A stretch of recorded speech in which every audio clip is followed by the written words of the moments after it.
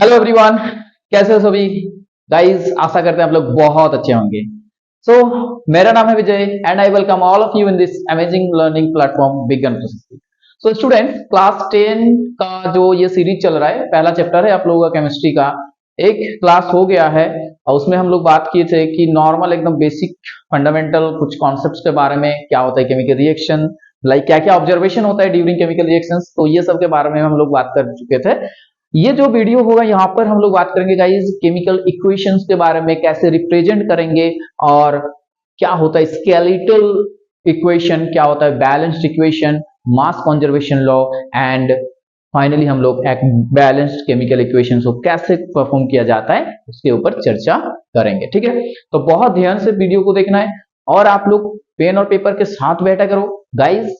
बहुत अच्छे से हम लोग समझेंगे चैप्टर को। तो चलो स्टार्ट करते हैं आज का लेसन। सो गाइस स्टार्ट करते हैं लोग, लाइक ओके। देखो चैप्टर का नाम जो है ना, आप लोग एक बार यहां लिख देते हैं, chemical reaction and equation, chemical reaction and equations, right. ये आपका पहला चैप्टर है और ये इंपॉर्टेंट है बहुत। अब देखो बहुत सारा एक्टिविटीज यहाँ पर गिवन है और उसी एक्टिविटीज के ऊपर बेस करके हम लोग चीजों को अच्छे से समझ सकते हैं। तो देखो केमिकल इक्वेशन आप लोग इस के सब हेडिंग में लगाओ, केमिकल इक्वेशन, जिसके बारे में आज हम लोग बात करेंगे। ठीक है, केमिकल इक्वेशन, समझ में आया? Chemical equation. अब देखो एक एक्टिविटी हम लोग परफॉर्म किए थे ना मैग्नीशियम को लेके, राइट। तो वो वाला एक्टिविटी फिर से थोड़ा बहुत आप लोगों को समझा दे रहे हैं यहाँ पर। देखो क्या था कि एक मैग्नीशियम रिबन था और उस मैग्नीशियम रिबन को गाइस क्या किया गया था कि यहाँ पर ऑक्सीजन के प्रेजेंस में हम लोग बर्न कर रहे थे इसको एंड फाइनली मिला था मैग्नीशियम ऑक्साइड। समझ में आया? अब देखो ये जो एक्सपेरिमेंट है ना, इसको अगर किसी ने बोले, ऐसा बोला जाएगा कि इसको बताओ, मतलब ये एक्सपेरिमेंट को समझाओ, मेरे को बताओ, तो कोई ऐसे बोलेगी कि हाँ first I have taken the magnesium ribbon और you can say magnesium metal, then it is react with oxygen and it leads to the formation of magnesium oxide। तो इतना मतलब पूरा पूरा लंबा बोलना पड़ा तब किसी को जाके क्या है ये चीज समझ में आ रहा है उसको। देखो अब इसको क्या शॉर्ट तरीके से हम लोग रिप्रेजेंट कर सकते हैं, मतलब ये इतना ज्यादा हम लोग सेंटेंस बता दी कि हाँ ये मैग्नीशियम लिए, फिर ऑक्सीजन लिए, फिर उन लोगों को रिएक्शन करने के बाद ये मैग्नीशियम ऑक्साइड बना, ये बहुत बोलना पड़ा गाइस। अब देखो इतना सुनने का भी टाइम नहीं रहेगा लोगों के पास, तो और क्या तरीका हो सकता है यहाँ पर? इज देयर एनी वे कि इसको शॉर्ट तरीके से रिप्रेजेंट कर सके हम लोग? तो देखो एक तरीका है, जस्ट 1 मिनट।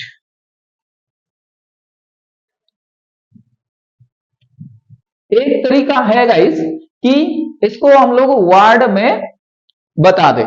वर्ड में बोले तो देखो मैग्नीशियम को हम लोग मैग्नीशियम लिखेंगे, मैग्नीशियम मेटल को हम लोग क्या लिखेंगे? Magnesium, right. अब ऑक्सीजन है, ये ऑक्सीजन एलिमेंट सबको पता है, तो ये क्या लिखेंगे हम लोग? यहाँ पर नॉर्मल ऑक्सीजन लिखेंगे। ठीक है, लिख दिए। अब जो बना है यहाँ पर इसका नाम क्या है? Magnesium oxide, magnesium oxide. Okay, तो ये है आपका वर्ड इक्वेशन। ये क्या है आपका? Word equation. समझ में आया कि नहीं बताओ? ये है आपका वर्ड इक्वेशन, मतलब वर्ड में हम पूरा रिएक्शन को समझा दिए। तो एक केमिकल रिएक्शन को रिप्रेजेंट कर दिए पूरा वर्ड में, राइट। कि मैग्नीशियम था उसमें लिख दिया मैग्नीशियम, ऑक्सीजन के जगह में लिख दिया ऑक्सीजन एंड जो प्रोडक्ट बना है उसके जगह में लिख दिया मैग्नीशियम ऑक्साइड। अब देखो ये भी ना बहुत बड़ा हो रहा है, इतना तो लिखने का टाइम नहीं है हम लोग के पास। ठीक है, इतना ये भी लिखने का टाइम नहीं है, लेकिन फिर भी चलो ये भी उससे थोड़ा बहुत तो छोटा ही है, जैसे हम लोग पहले बोल दिए थे। उससे अगर तुलना करें इसको तो ये चलो फिर भी ये थोड़ा बहुत ठीक है। अब देखो इसमें ना इसको कैसे लिखे, इसमें बहुत सारा चीज सीखने का है। तो स्टूडेंट जिन लोग बहुत मतलब जिन लोगों का बेसिक जो है बहुत वीक है, उन लोगों के लिए कुछ बातें हम बता रहे हैं, तो ध्यान से सुनो आप लोग। देखो ये मैग्नीशियम मेटल का नाम है मैग्नीशियम, लाइक ऑक्सीजन जो एलिमेंट है यहां पर इन्वॉल्व हुआ था उसका नाम है ऑक्सीजन। फिर मैग्नीशियम ऑक्साइड ये यहां पर बना है मैग्नीशियम ऑक्साइड, उसी को यहां लिखे। अब यहां पर देखो बीच में एरो लिखे, तो क्या क्या चीज सिग्निफाई करते हैं देखो ध्यान से। ये जो दोनों है ना यहां पर मैग्नीशियम एंड ऑक्सीजन, ये रिएक्शन में भाग लेते हैं। ये क्या करते हैं दोनों, they are participating in the chemical reaction. ठीक है, ये क्या करते हैं केमिकल रिएक्शन में पार्टिसिपेट करते हैं। तो ये क्या करते हैं, पार्टिसिपेट कर रहा है, पार्टिसिपेट। ओके, कहां ना, एक केमिकल चेंज में, एक केमिकल चेंज यू कैन से। ठीक है, केमिकल रिएक्शन लिख दो कि ये दोनों जो है केमिकल रिएक्शन में पार्टिसिपेट कर रहा है, और इन लोगों को बोला जाएगा, क्या बोला जाएगा, इन लोगों को बोला जाएगा रिएक्टेंट्स। समझ में आया कि नहीं बताओ, they are known as reactants. तो ये चीज अच्छे से समझ लो कि इन लोगों को बोला जाएगा रिएक्टेंट्स। यहां तक बात पूरा क्लियर हुआ। अब देखो इन दोनों के बीच में रिएक्शन होने के बाद एक नया चीज बन के तैयार है यहां पर, और इसको क्या लिखेंगे ना, इसको बोला जाएगा प्रोडक्ट।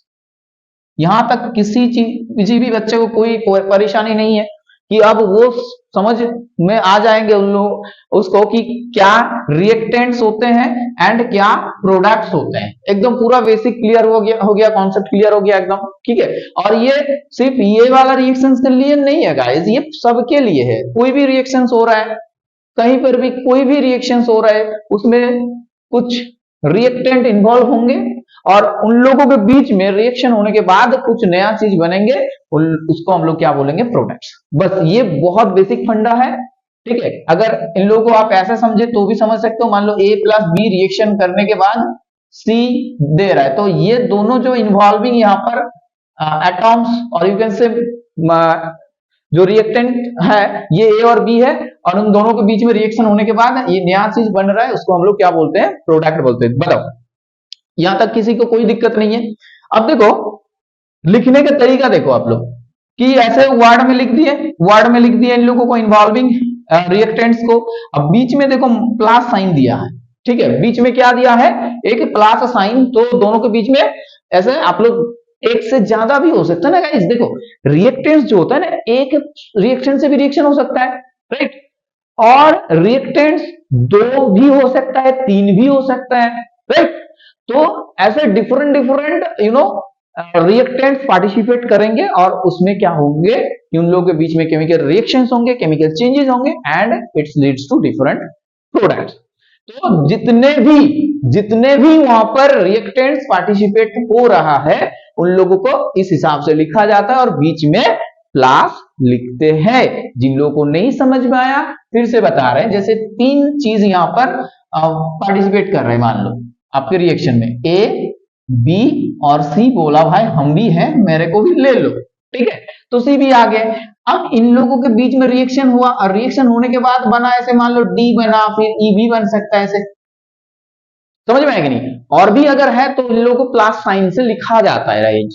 अब देखो यहां ये प्रोडक्ट और रिएक्टेंट कौन किस साइड लिखा गया है ना, ये भी इंपॉर्टेंट होता है। देखो ये रिएक्टेंट को लिखने का तरीका भाई इस साइड है, और प्रोडक्ट को लिखने का तरीका इस साइड है।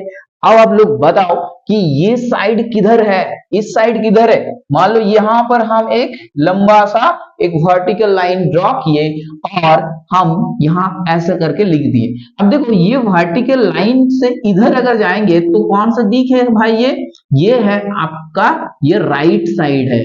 समझ में आया कि नहीं बताओ, ये राइट साइड है, और ये है आपका लेफ्ट साइड। अब देखो आप लोग टेली करो, अब टेली करो क्या मिलेंगे कि मैग्नीशियम और ऑक्सीजन किस साइड है ना, लेफ्ट साइड है, और ये जो प्रोडक्ट हो रहा है यहां पर गाइस, ये आपका राइट साइड में होगा। तो हमेशा ना ये चीज दिमाग में सेट कर लो आप लोग कि रिएक्टेंट्स को हम लोग कहाँ लिखते हैं, किस साइड लिखते हैं ना। रिएक्टेंट को हम लोग एक केमिकल इक्वेशन में हमेशा लेफ्ट साइड में लिखते हैं, और जो प्रोडक्ट हो रहा है रिएक्शन का उन लोगों को हम लोग हमेशा और हमेशा क्या करते हैं, प्रोडक्ट साइड में मतलब राइट साइड में लिखते हैं।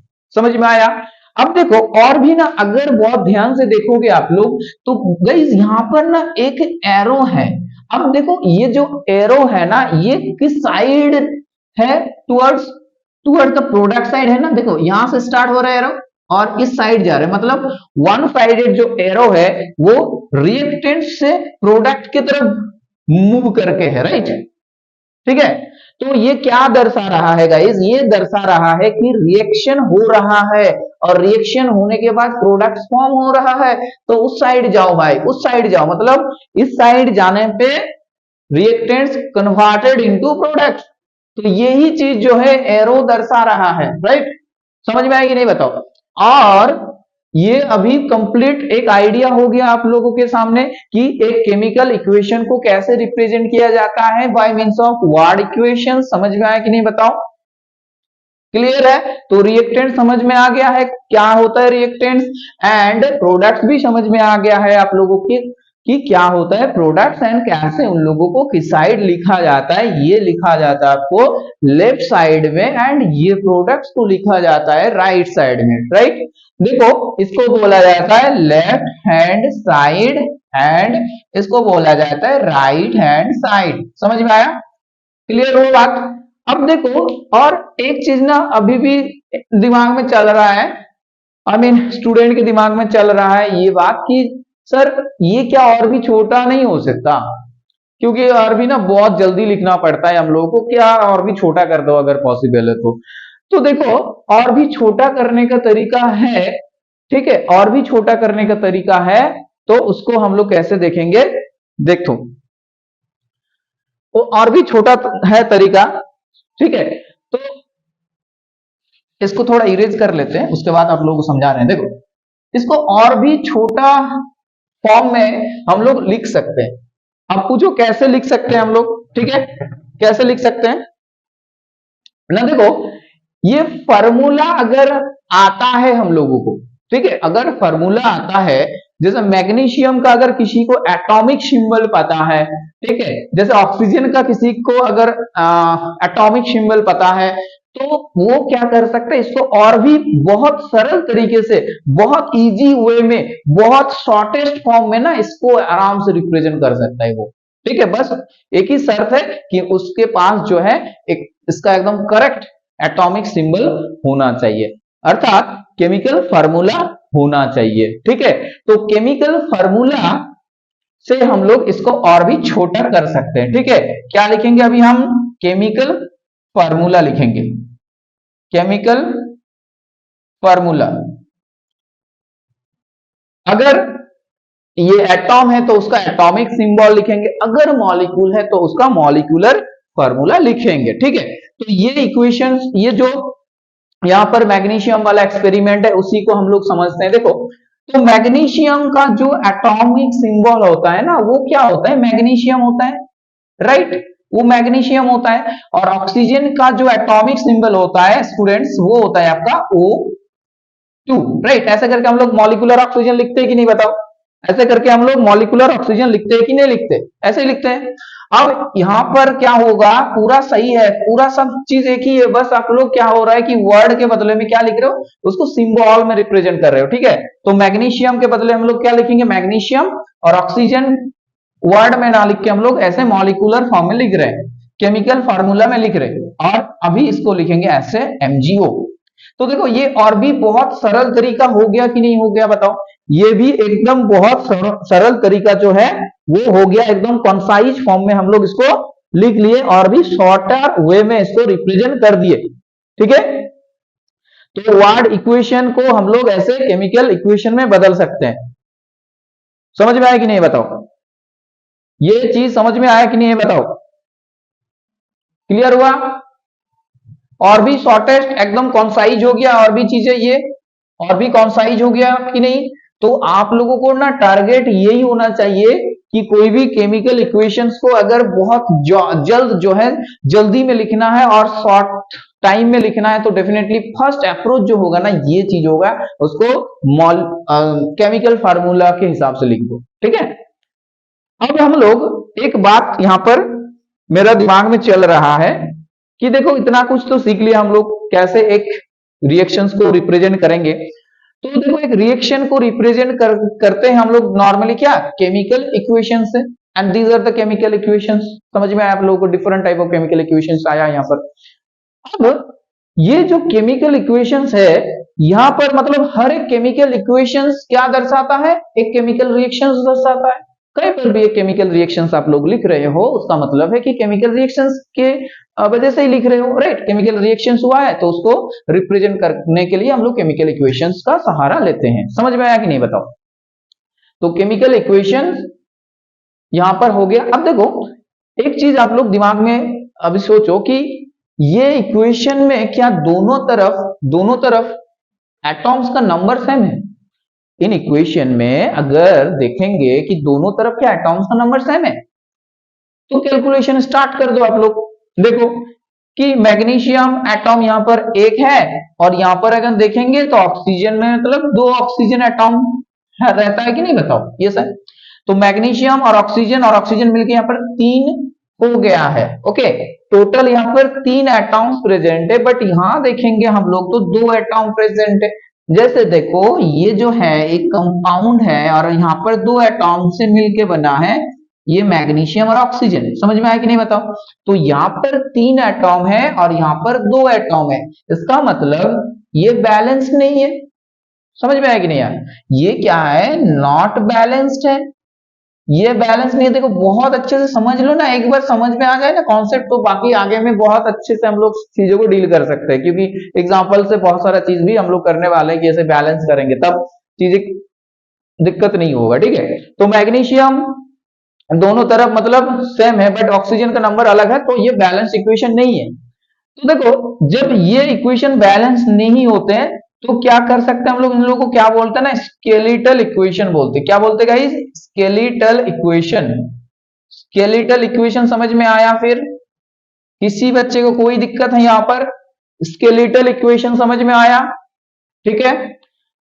अब देखो तो क्या टारगेट होना चाहिए हम लोगों के पास, जो एग्जाम में आता है कि एक स्केलेटल इक्वेशन गिवन रहता है उसको बोला जाता है कि दोनों तरफ क्या करना है कि एटॉम को नंबर जो है उसको समान कर दो, मतलब स्केलेटल इक्वेशंस को बैलेंस्ड इक्वेशन में बदल दो, and that is called the balancing of the equations. इसी के ऊपर जो है सवाल आता है आप लोगों का कि बैलेंसिंग कैसे करना है। तो कॉन्सेप्ट क्लियर हुआ, बैलेंसिंग का मतलब बैलेंस करना, दोनों तरफ बैलेंस कर दो, ठीक है।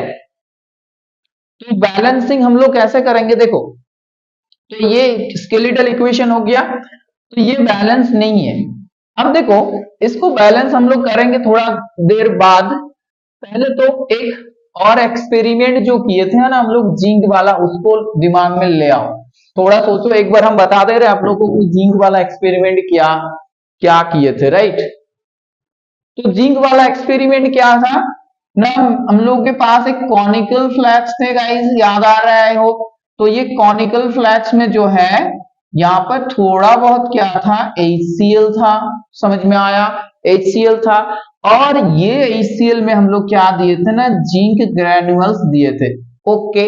मतलब ये दोनों जो है यहाँ पर अगर वार्ड इक्वेशन में लिखा जाए इन लोगों को तो क्या लिखेंगे, zinc plus hydrochloric acid, right. क्या लिखेंगे, हाइड्रोक्लोरिक एसिड, हाइड्रोक्लोरिक एसिड। अब इन लोगों दोनों के बीच में रिएक्शन होने के बाद क्या फॉर्म होता है ना, जिंक क्लोराइड होता है फॉर्म, जिंक क्लोराइड प्लस जो होता है हाइड्रोजन, ओके। यहां कोई किसी को दिक्कत नहीं है, एकदम बता दिया आप लोगों को। तो ये जो हो गया, आप लोग रिवाइज कर लो कि वार्ड इक्वेशंस को कैसे लिखते हैं, हो गया वार्ड इक्वेशन ये। अब देखो इसको हम लोग केमिकल इक्वेशन में कैसे लिखेंगे, मतलब in the form of chemical formula में कैसे लिखेंगे। तो डेफिनेटली जिंक का जो एटॉमिक सिंबल होता है, जिंक का जो एटॉमिक सिंबल होता है वो क्या होता है, Zn होता है, तो जिंक लिख दो, Zn लिख दो। अब देखो हाइड्रोक्लोरिक एसिड का क्या होता है ना, HCl होता है, ठीक है।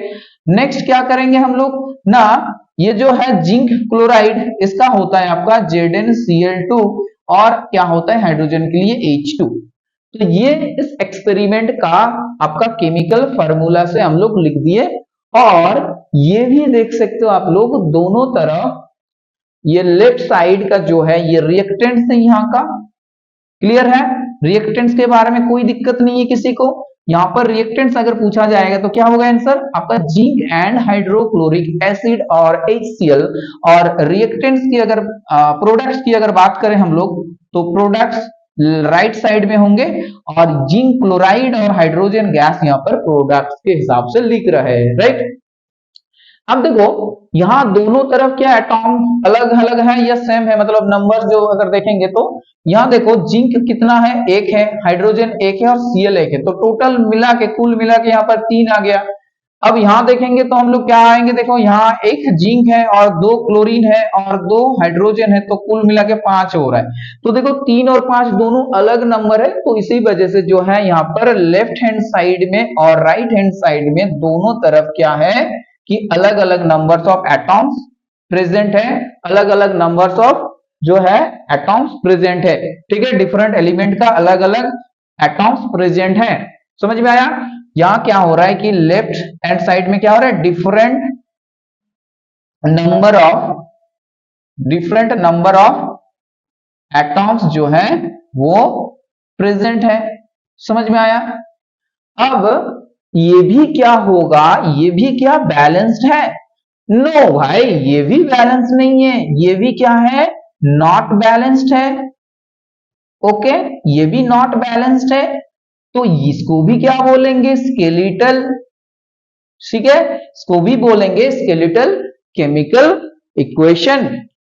अब देखो ये जिंक वाला एक्सपेरिमेंट को थोड़ा बहुत मॉडिफाई कर दो आप लोग, जैसे यहां पर अगर हम लोग HCl ना लेके अगर H2SO4 लेंगे तो क्या होगा। तो देखो क्या करेंगे हम लोग अभी ना, जिंक और H2SO4 मतलब हाइड्रोक्लोरिक एसिड के साथ हम लोग रिएक्शन करेंगे, ओके। तो जिंक हो गया, जिंक जैसे था नॉर्मल प्रेजेंट वैसा ही है, जिंक को चेंज नहीं किए हम लोग। H2SO4 में क्या लिखेंगे अभी ना, सल्फ्यूरिक एसिड, ठीक है दोस्तों, सल्फ्यूरिक एसिड जो है यहां पर हम लोग लिखेंगे। अब देखो जिंक और सल्फ्यूरिक एसिड ये दोनों के साथ रिएक्शन करके क्या होंगे ना, जिंक सल्फेट बनेंगे, यहां पर क्या बनेंगे, जिंक सल्फेट, और normal as it is hydrogen यहां पर भी बनेंगे। तो एक चीज आप लोग नोटिस किए होंगे कि HCl भी एसिड था और H2SO4 भी एसिड था, दोनों क्या हुआ कि मेटल जो है, जिंक मेटल है ना, एक जिंक मेटल है, एक जिंक जो है आपका एक मेटल है, ट्रांजिशन मेटल ग्रुप में आता है ये, ठीक है, तो ये एक मेटल है। अब देखो ये जिंक जो है इसका मेलिएबिलिटी डक्टिलिटी दोनों ही कम होता है, ठीक है। तो ये जिंक और H2SO4 मतलब एक मेटल और एसिड के बीच में रिएक्शन हुआ और डेफिनेटली क्या बना कि सॉल्ट बना, ठीक है। जिंक सल्फेट एक सॉल्ट है और जिंक जो क्लोराइड था वो भी एक सॉल्ट था, और उसके साथ साथ जो बन रहा है हाइड्रोजन गैस, ये चीज इंपॉर्टेंट है। और देखो आप HCl यूज कर रहे हो तो भी हाइड्रोजन गैस बन रहा है, आप H2SO4 यूज कर रहे हो तो भी हाइड्रोजन गैस बन रहा है। मामला क्या है भाई, मामला यही है कॉन्सेप्ट कि मेटल और एसिड के बीच में रिएक्शन होता है और एक सॉल्ट बनता है और हाइड्रोजन गैस बनता है, ठीक है। क्या होता है गाइस कि मेटल के साथ एसिड का रिएक्शन होता है और मेटल सॉल्ट बनता है, ठीक है, और क्या होता है, हाइड्रोजन गैस इमिट होता है ऐसे। ये है आपका, ये हम लोग मेटल नॉन मेटल चैप्टर में देखेंगे अच्छे से, अभी पढ़ा दिया आप लोगों को। अब देखो यहाँ ये चीज देखो, इसको अगर हम लोग रिप्रेजेंट करेंगे तो क्या होगा, ठीक है। इसको अगर रिप्रेजेंट करेंगे तो यहाँ क्या होगा उसको हम लोग सिंबॉलिक फॉर्म में देखते हैं, ठीक है। क्योंकि सिंबॉलिक फॉर्म में ही होता है ना सबसे शॉर्टेस्ट एंड सबसे छोटा कॉन्साइज फॉर्म में रिप्रेजेंट करने का तरीका। ओके, तो देखो यहाँ पर जिंक जो है वो क्या करेंगे, यहाँ पर H2SO4 का फॉर्मूला बता दिया आप लोगों को, H2SO4 होता है, राइट। एंड इन दोनों के बीच में रिएक्शन होने के बाद जो बनेगा वो होगा आपका ZnSO4 प्लस H2। अब देखो यहाँ पर देखेंगे ना तो कुछ चीजें आप लोगों को बता रहे हैं कि देखो ये सल्फेट और जिंक जो होता है ना, यहाँ पर ये फार्मूला इसका होता है ऐसे ही, सल्फेट आयन का 2- होता है, जिंक 2+ होता है, तो इस नॉर्मल जिंक सल्फेट हो गया, उसमें कोई दिक्कत नहीं है। अब इसमें इस इक्वेशन में तो अगर ध्यान से गौर कीजिएगा ना आप लोग तो एक चीज नजर आएगा, देखो कि जिंक भी 1 है, हाँ यहाँ पर भी एक है, और यहाँ पर भी सल्फेट आयन है, यहाँ पर भी सल्फेट आयन है, यहाँ पर भी हाइड्रोजन है और यहाँ पर भी हाइड्रोजन है। मतलब क्या कि अगर हम लोग एटॉम्स देखेंगे नंबर दोनों तरफ तो equal number of atoms present है। यहाँ क्या है कि equal number of atoms present है दोनों तरफ, मतलब लेफ्ट हैंड साइड अर्थात ये आपका रिएक्टेंट साइड है और ये आपका प्रोडक्ट साइड है, मतलब राइट हैंड साइड। तो दोनों तरफ क्या है कि नंबर ऑफ एटॉम्स जो है, number of atoms in both side जो है वो सेम है, इक्वल है, ठीक है, वो इक्वल है। इसका मतलब है कि ये जो इक्वेशन है ना ये ऑलरेडी बैलेंस्ड है। ऐसा बहुत सारा इक्वेशन आप लोगों के पास मिल जाएंगे कि ऑलरेडी वो बैलेंस ही होंगे, अलग से आप लोगों को कोई भी मेहनत नहीं करना होगा उसको बैलेंस करने के लिए। ओके, ऑलरेडी बैलेंस्ड है। ऐसे एग्जाम में भी कभी कभी आ जाते हैं कि बैलेंस इक्वेशन ही दे देता है फिर पूछ लेता है कि बैलेंस करो, तो वहां पर अच्छे से क्वेश्चंस को पढ़ना होता है, ठीक है। तो ये वाला इक्वेशन ऑलरेडी बैलेंस्ड है तो इसमें हम लोग कोई भी काम नहीं करेंगे, रख देंगे ऐसे ही और बोल देंगे कि हाँ दोनों तरफ जो है एटॉम सेम है। अब देखो यहाँ पर एक चीज और भी कॉन्सेप्ट का है कि दोनों तरफ एटॉम सेम है। अब देखो आप लोग ना थोड़ा ध्यान से सोचो कि एटॉमिक जो सिंबल होता है साथ साथ हम लोग एटॉमिक मास भी पढ़े थे ना, क्योंकि हर एक जो एटॉम्स होते हैं उन लोगों के पास अलग अलग क्या होते हैं, एटॉमिक मास होते हैं। समझ में आया कि नहीं आया कि हर एक एटम के पास जो ईच एटम्स क्या होता है, ईच एटम्स क्या होते हैं इन लोगों के पास, एटॉमिक मास होते हैं, एटॉमिक मास होते हैं, एटॉमिक वेट होते हैं। जैसे हाइड्रोजन की अगर बात करें बहुत कॉन्साइजली अगर हम लोग बात करें हाइड्रोजन की तो होता है गाइस 1.008 AMU, ठीक है। ऐसे कार्बन का होता है 12, राइट। ये तो बहुत सारा है। तो अगर हम लोग इन लोगों को एटॉमिक मास के हिसाब से देखेंगे तो इस साइड जितना एटॉम्स है उस साइड उतना ही एटॉम्स है, और जितना जो एटॉम्स है मतलब जो एलिमेंट्स है इस साइड भी वही एलिमेंट्स प्रेजेंट है, ठीक है। मतलब दोनों तरफ एलिमेंट सेम है, इस साइड भी जो एलिमेंट्स है उधर भी वही एलिमेंट्स प्रेजेंट होंगे, ठीक है। तो जो मास अगर देखेंगे तो बराबर होना चाहिए कि नहीं, तो इस हिसाब से भी बोल सकते हैं ना कि एक बैलेंस्ड इक्वेशन में मास जो होते हैं वो कंजर्व होते हैं मास, राइट। तो मास कंजर्वेशन ऑफ लॉ जो है क्लास 9 में हम लोग देखे थे कि मास can neither be created nor be destroyed in chemical equations, वो यहाँ पर सेटिस्फाई होना चाहिए।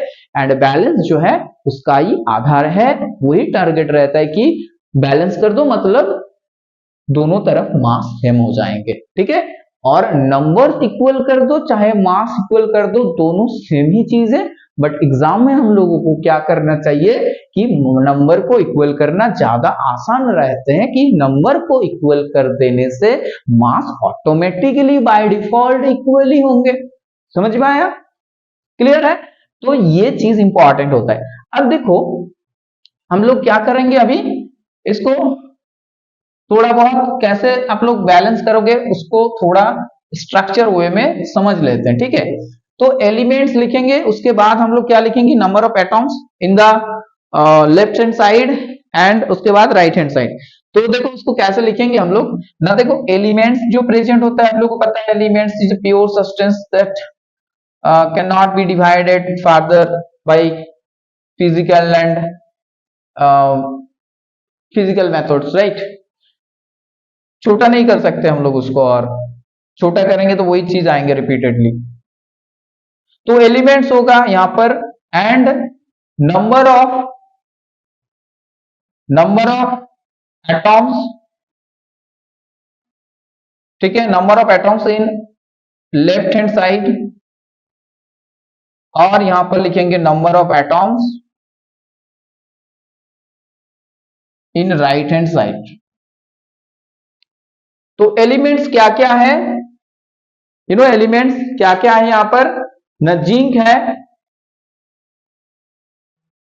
क्या दिख रहा है, और सल्फर है। अलग अलग होंगे ना, हर एक एलिमेंट का अलग अलग एटॉमिक सिंबल होता है, ठीक है।